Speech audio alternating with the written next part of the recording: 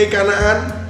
Senang sekali hari ini bisa kembali bersama dengan teman-teman pada hari Jumat 22 Mei 2020 untuk kita sama-sama saat teduh bareng yuk.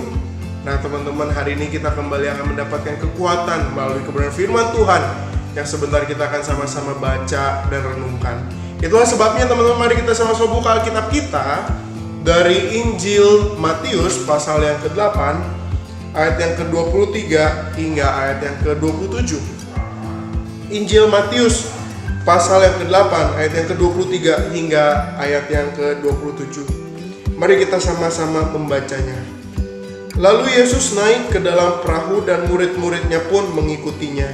Sekonyong-konyong mengamuklah angin ribut di danau itu sehingga perahu itu ditimbus gelombang, tetapi Yesus tidur. Maka datanglah murid-muridnya membangunkan dia, katanya, "Tuhan, tolonglah, kita binasa." Ia berkata kepada mereka, "Mengapa kamu takut, kamu yang kurang percaya?" Lalu bangunlah Yesus menghardik angin dan danau itu, maka danau itu menjadi teduh sekali. Dan heranlah orang-orang itu, katanya, "Orang apakah dia ini, sehingga angin dan danau pun taat kepadanya?" Nah teman-teman, kemarin pada tanggal 21 Mei 2020 kita sama-sama terkejut bahwa penambahan kasus positif di Indonesia mencapai titik tertingginya selama ini. Dicatat 973 orang yang menjadi positif karena corona dalam waktu 24 jam. Keadaan ini tentu saja membuat kita menjadi takut, khawatir. Tetapi teman-teman, mari kita sama-sama belajar bahwa sesungguhnya Allah ingin memberikan kepada kita kekuatan melalui kebenaran firman Tuhan yang akan kita renungkan bersama. Setidaknya teman-teman, dari perikop ini ada 3 buah poin yang mari kita sama-sama pelajari bersama. Yang pertama teman-teman, mari kita belajar bersama bahwa kita diajak untuk percaya sungguh-sungguh akan Tuhan dan kuasanya. Nah teman-teman, para murid waktu berada di dalam perikop ini, mereka kurang lebih masih baru menjadi murid-murid Tuhan Yesus. Selama ini mereka hanya melihat bagaimana Tuhan melakukan mujizat-mujizat di depan mata mereka. Selama ini mereka hanya melihat bagaimana Tuhan menyembuhkan penyakit-penyakit yang nampaknya mustahil disembuhkan di depan mata mereka. Tetapi mereka di dalam bagian ini masih belum menyadari bahwa Yesus Kristus itu adalah Allah atas semesta, Allah atas dunia ini, sehingga muncullah pertanyaan orang, seperti apakah dia ini sehingga angin dan danau pun taat kepadanya. Mereka belum menyadari bahwa Yesus Kristus memiliki kekuasaan yang absolut atas dunia ini. Itulah sebabnya teman-teman, perikop ini secara tidak langsung mengajak kita untuk sama-sama melihat dengan iman kita bahwa Yesus Kristus yang kita miliki sesungguhnya dialah satu-satunya Allah yang memiliki kuasa atas dunia ini. Nah tapi masalahnya teman-teman, terkadang kita hanya tahu, terkadang itu hanya sampai di otak kita, itu belum turun ke hati kita. Kita hanya tahu, tapi kita belum sungguh-sungguh mempercayai Tuhan. Kita hanya sungguh-sungguh mengerti dengan pikiran kita, tetapi kita belum mempercayai Tuhan di dalam hati kita sesungguh-sungguhnya. Itulah sebabnya hari ini teman-teman, mari kita sama-sama belajar. Jangan cuma tahu, jangan cuma hafal, tetapi mari belajar percaya dan alami kuasa Allah yang besar itu, khususnya di tengah-tengah pandemi corona ini. Jangan pernah kehilangan harapan akan Tuhan. Jangan pernah kehilangan harapan akan Allah yang mampu menghentikan semuanya dan yang akan membuat semuanya kembali menjadi normal. Itu poin yang pertama teman-teman.